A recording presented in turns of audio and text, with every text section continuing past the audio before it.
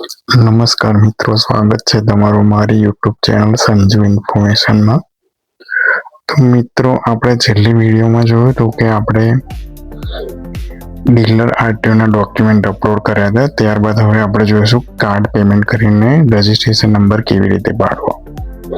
તો આ રીતે ડિટેલ જે દેખાય છે ચેક કરી લેવાની રહેશે આપણે કે કસ્ટમરની ઇન્ફોર્મેશન બધી ચેસિસ નંબર, એન્જિન નંબર, ટેક્સની રકમ એ બધું ચેક કરી લઈશું આપણે। તમે સ્ક્રીન પર જોઈ શકો છો એ રીતે દેખાશે, તમને જોઈ લેજો।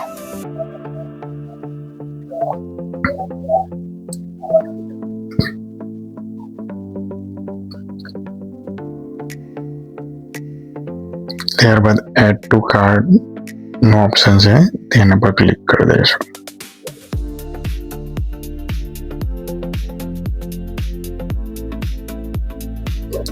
યસ આપી દઈશું।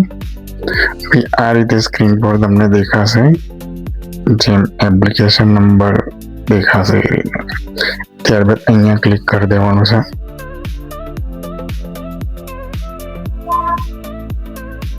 સ્ક્રીન પર તમે જુઓ છો કાર્ડ પેમેન્ટનું ઓપ્શન લખેલું આવ્યું છે, એમ કાર્ડ પેમેન્ટ પર ક્લિક કરી શો ફોર્મ પર ક્લિક કરીશું।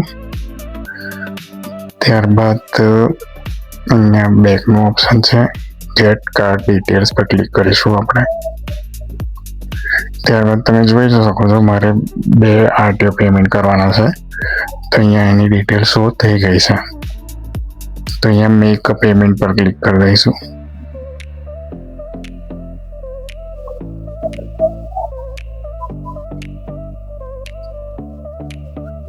ત્યારબાદ આ રીતનું કે સ્ક્રીન પર શો થશે તમારે।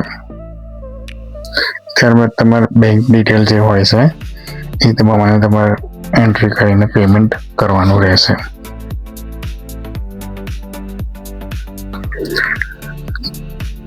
તો મિત્રો, મારી ચેનલને તમે લાઈક, સબસ્ક્રાઈબ અને શેર કરજો। ત્યારબાદ અહીંયા સબમિટ પર ક્લિક કરવાનું રહેશે તમારે।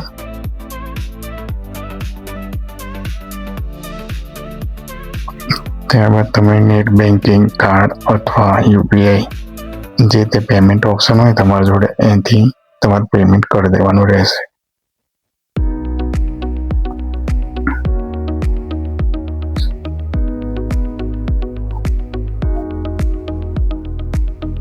તો મિત્રો, જ્યાં સુધી પેમેન્ટ થાય છે ત્યાં સુધી તમે મારી ચેનલને સબસ્ક્રાઈબ કરી લો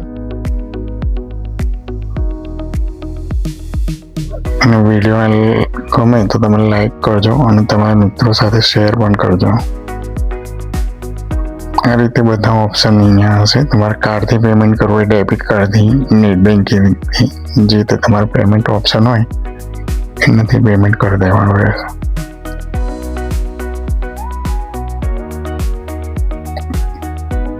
અમે અહીંયા નેટ બેન્કિંગથી કરીએ છીએ પેમેન્ટ, તો એ રીતે અમે પેમેન્ટ કરી દઈએ છીએ।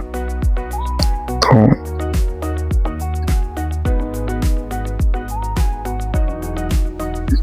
તમને મિત્રો આરટીઓ એન્ટ્રીને લગતા કોઈ બી પ્રોબ્લેમ હોય તો તમે કોમેન્ટ કરીને જણાવજો, તો તેના પર બી હું વિડીયો બનાવી દઈશ।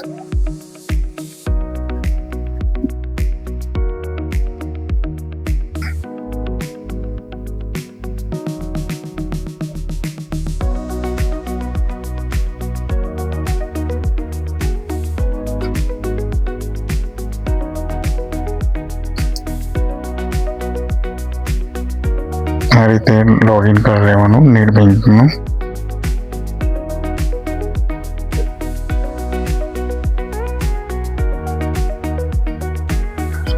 મિત્રો, ત્યાં સુધી તમે મારી ચેનલને સબસ્ક્રાઈબ કરી લો ના કરી હોય તો, અને બેલ આઇકોન પર ક્લિક કરી દેજો, જેથી કોઈ હું આરટીઓને લગતી નવી વિડીયો મૂકું તો તમને નોટિફિકેશન મળી રહે।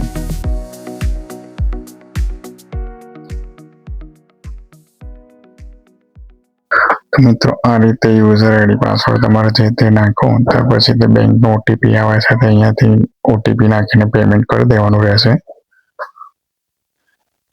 તમારે બેંકનું પેમેન્ટ થઈ જાય ત્યારે સ્ક્રીન પર આ રીતે પેમેન્ટ સક્સેસફુલ લખીને આવી જશે। તો મિત્રો પેમેન્ટ સક્સેસફુલ થઈ ગયા પછી આ રીતે આરટીઓની રિસિપ્ટ નીકળી જશે. તમારે જે પેમેન્ટ કર્યું છે એની તો તેને પ્રિન્ટ કરી લેવાની રહેશે.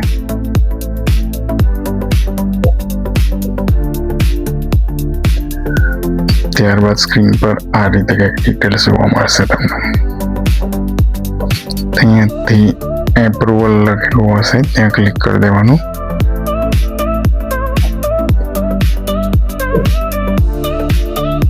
ત્યારબાદ આખું આપણે જે આરટીઓની એન્ટ્રી કરી હતી એ ફોર્મ ઓપન થશે.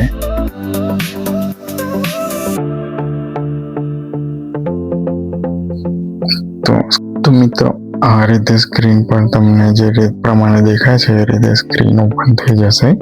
આપણે જે આરટીઓનું ફોર્મની જે પહેલાં એન્ટ્રી કરી હતી એ, ત્યારબાદ અહીં આગળ આપણે જે ટેક્સ પેમેન્ટ કર્યો છે એનું વેરિફિકેશન કરવાનું ફોર્મ દેખાશે.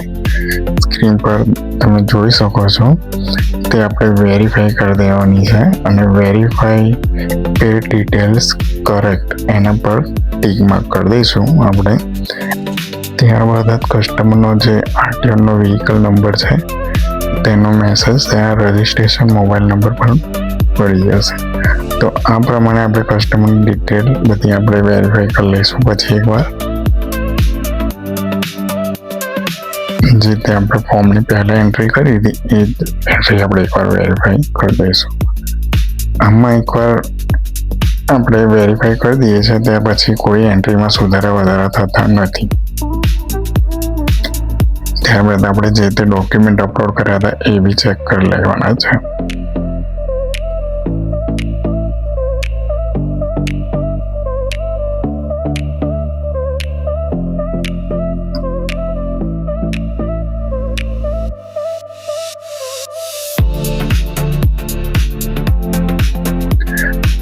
ડોક્યુમેન્ટ વેરીફાઈ થઈ ગયા પછી નીચેની સાઈડ અહીંયા આગળ તમે જોશો સેવ ઓફ ફાઇલ મોમેન્ટ પર આપણે ક્લિક કરીશું. ત્યારબાદ અહીંયા સેવ પર ક્લિક કરી દઈશું ટિક માર્ક કરીને. ત્યારબાદ યસ પર ક્લિક કરી દઈશું. ત્યારબાદ આ ડિસ્પ્લે પર જોઈ શકો છો તેમ સ્ક્રીન પર ઓપન થઈ જશે તમારે. ત્યારે તમે એપ્લિકેશન નંબર અહીંયાથી કોપી કરી લેવાનો રહેશે. ત્યાં તમે ઉપરની સાઈડ જોશો ત્યાં આગળ તમારે રિપોર્ટ્સ લખેલું આવશે. ત્યાં આગળ એપ્લિકેશન સ્ટેટસ પર ક્લિક કરી દેવાનું. પછી અહીંયા એપ્લિકેશન નંબર જે લખેલો છે તેના પર ક્લિક કરીને તમે એપ્લિકેશન નંબર પેસ્ટ કરી દેવાનો રહેશે. ત્યાં પછી અહીંયા શો કરશો એટલે જે કસ્ટમરનો નંબર પડેલો છે તે દેખાઈ જશે, જે કસ્ટમરનો આરસી નંબર પડી ગયો છે. તો નંબર આપણે અહીંયાથી કોપી કરી લેવાનો છે. જે તે આપણે કસ્ટમરની ડિટેલ રજિસ્ટરમાં હોય ત્યાં આગળ પેસ્ટ કરી દેવાનો છે. પછી આના પછીની જે પ્રોસેસ છે તે કસ્ટમરની HSRP નંબર પ્લેટ આપણે ઓર્ડર કરવાની રહેશે. હવે એ નંબર પ્લેટ કેવી રીતે ઓર્ડર કરવાની એ આપણે બીજા વિડીયોમાં જોઈશું. તો ત્યાં સુધી તમે મારી ચેનલને સબસ્ક્રાઈબ કરી દેજો, વિડીયોને લાઈક કરી દેજો અને આના પછીની વિડીયો અપલોડ કરીશ એમાં તમને HSRP પ્લેટ કેવી રીતે ઓર્ડર કરવી એ હું તમને વિડીયોના માધ્યમથી જણાવી દઈશ. તો ત્યાં સુધી મારી ચેનલને સબસ્ક્રાઈબ કરી દેજો, વિડીયોને લાઈક કરી દેજો અને તમારા ફ્રેન્ડ જોડે શેર કરી દેજો.